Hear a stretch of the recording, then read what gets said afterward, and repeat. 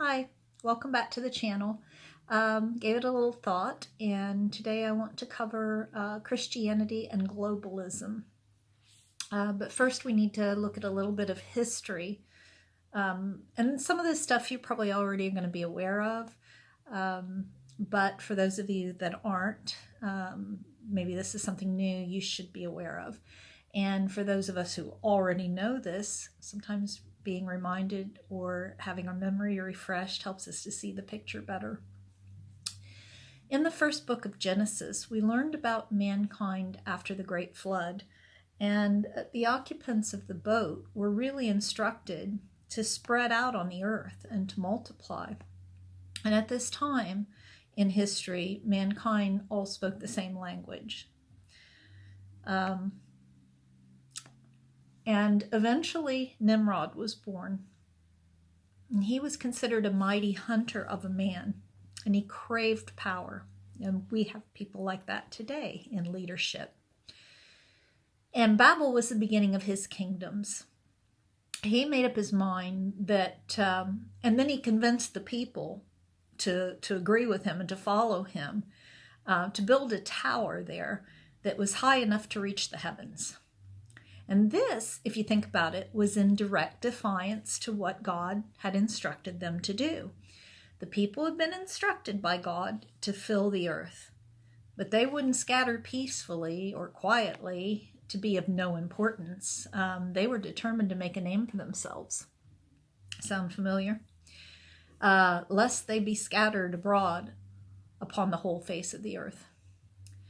Now God came down to see the city and the tower, and to look at what the children of man had built. And the Lord said, look, the people are one, and they all have one language, and this is what they're doing now. And now nothing will keep them from pursuing anything that they might imagine to do. And our human imaginations isn't always a good thing. And even today we see that mankind's technology is moving forward at a really rapid pace, and it just seems to keep increasing. Now, on the one hand, technology is a good thing. It can keep us connected. It can help us in a myriad of ways. It can really just make life a whole lot more convenient.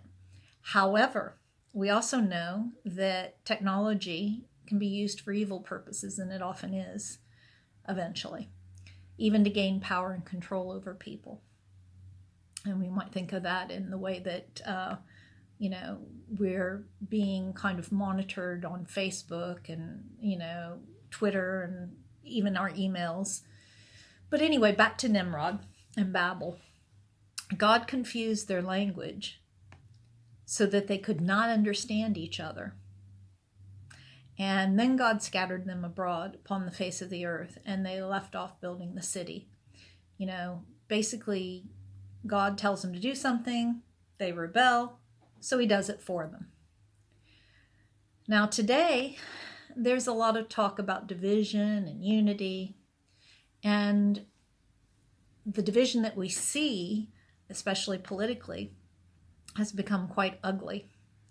So we're presented by the world with the necessity of unification. Everybody needs to be the same. We all need to be proud of being the same. The leaders that are into globalism don't want us to be proud of our heritage or our culture, and they attach negative words to those things.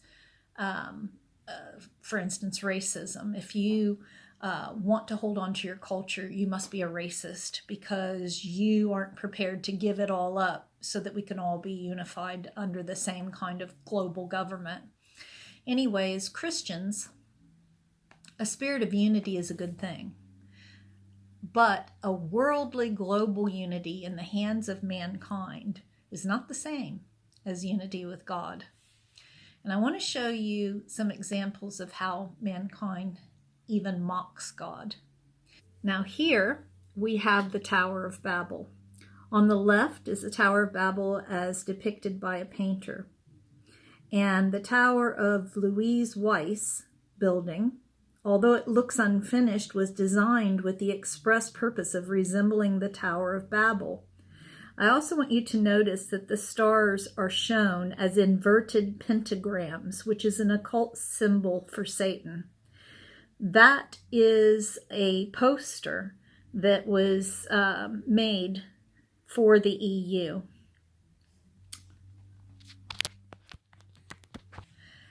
So God confused the languages, and he scattered mankind.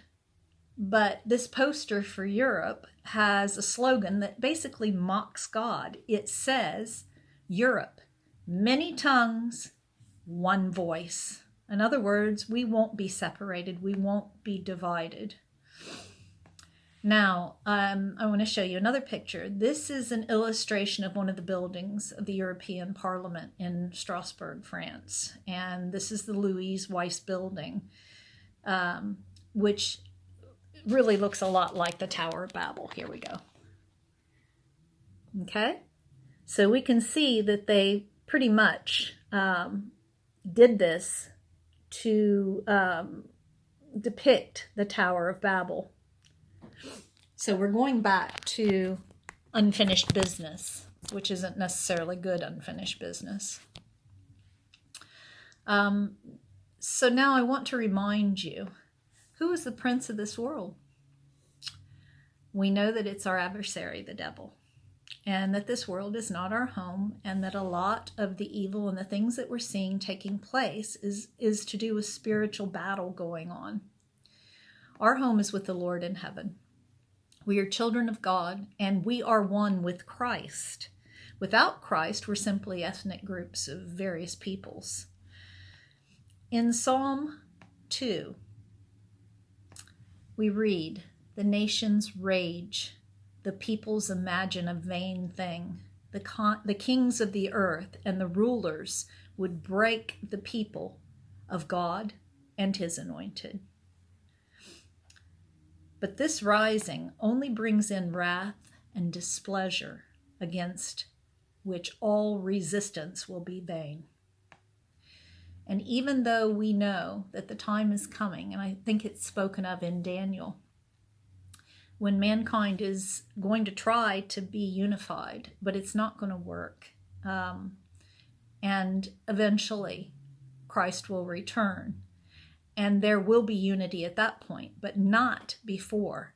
So anytime that I view globalism, I view it in a very skeptical way. I don't trust it because I know what the scriptures say about the end times and how there will be a one world government where the Antichrist will be sitting at the helm. And he will even go after Christians and will not allow anyone to buy or sell without the mark of the beast. So we know that actually this global government isn't going to lead to good times ahead for us.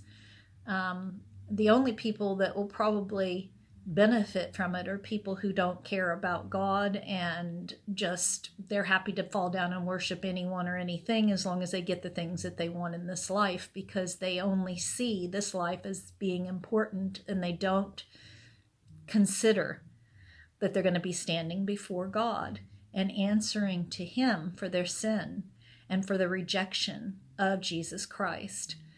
So there's my thoughts on globalism. I would love to hear yours. Please leave your comments below. If you liked the video, please hit like on YouTube. And if you wish to share it, please share it from YouTube. And let me know if you think of anything that you would like me to talk about. And I'll do my best. All right. God bless. Have a wonderful day. Bye.